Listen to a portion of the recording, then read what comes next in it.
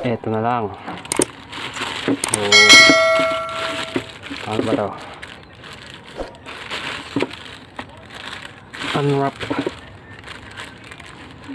Dito na lang. Okay. Tut. Ay, nako. Ito na lang.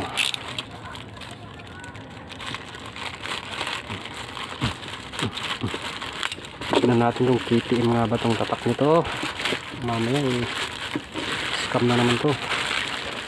Uy. Wow, look at that, guys. Legit.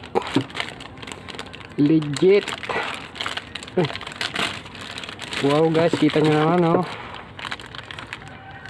Legit yung pinag-orderan natin. Nice one. Shoutout kita mamaya. Ang ganda. Wow. Para to sa dalawang motor ko, guys, na nagpapanggap na KTM kasi yung mga motor ko.